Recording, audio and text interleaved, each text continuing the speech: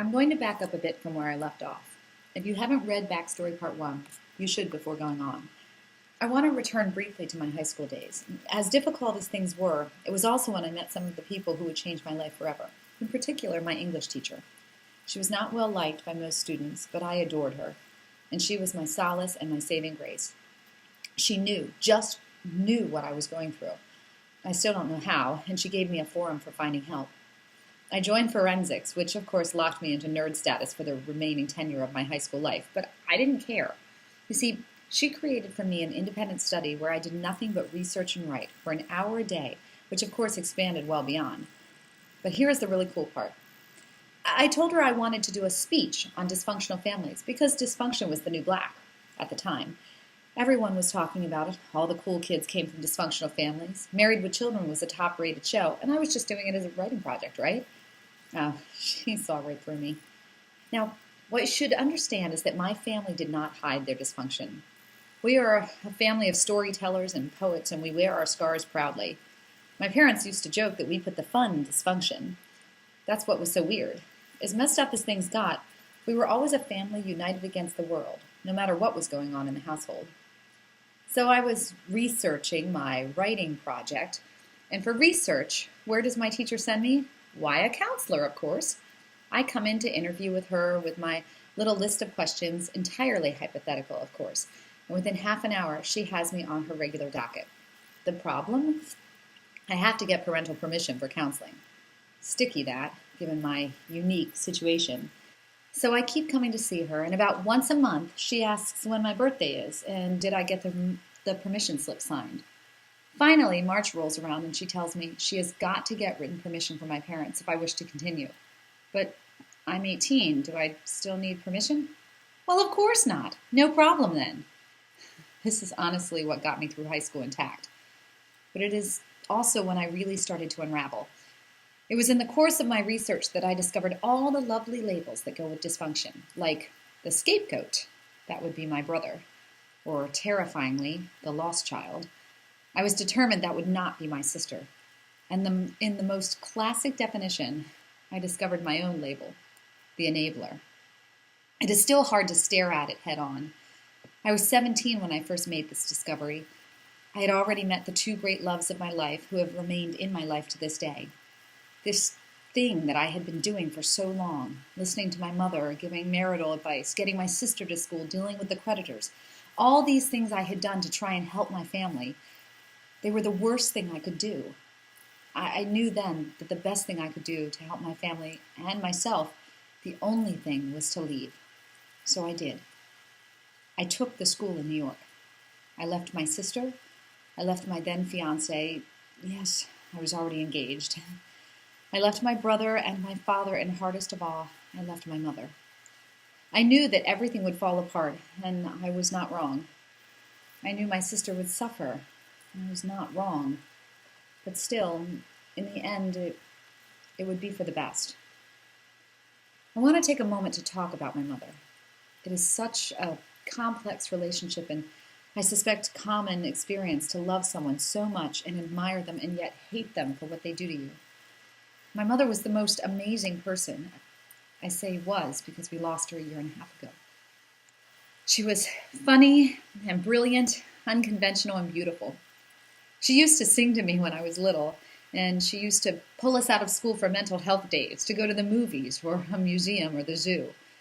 She never believed that education happened strictly in the classroom. She was an absolute force to be reckoned with, especially if you dared cross her or threaten her family in any way, especially your children. She was sweet and lovely and hilarious and plagued by demons from her past and her present. And she would reinvent herself every 10 years or so. She was immensely generous and would create a business, find someone who needed it, and simply give it to them. So when I left, I was so conflicted. I didn't want to lose my mother or my family. I didn't want to see them fall apart or hit rock bottom, but I had done too much damage as it was. And I was to learn that sometimes you have to fall as far as you can before you can start the ascent. I told you about college, but what I didn't say was that after 2 years I left New York. I left New York because over Christmas break, my father informed me that there was no more money for my education and I would have to leave at the end of the term. I was furious. I had sacrificed so much already. I had for years given all of my paychecks to my parents because they were in debt. I had no savings and not much choice. As the end of the term drew near, I tried to make the best of it, convincing myself and my friends that I had really outgrown this program and that I'd be happier back home anyway. I was in a show that my family was coming up to see, but the day of, only my father and sister came. They told me Mom wasn't up for it, and they ended up doing a one-day round trip. I was to return home the following week, although I wasn't really returning home. I was moving in with my fiancé. I called the day before I was to leave school, and my sister answered. I asked if Mom and Dad was picking me up, and she said Mom was still in the hospital. I had no idea what she was talking about. Turns out she had gone into the hospital with 24 hours to live, suffering from kidney failure, alcoholic diabetes, and other complications, as well as an allergic reaction to the meds. And no one told me. I wouldn't actually understand why until many years later.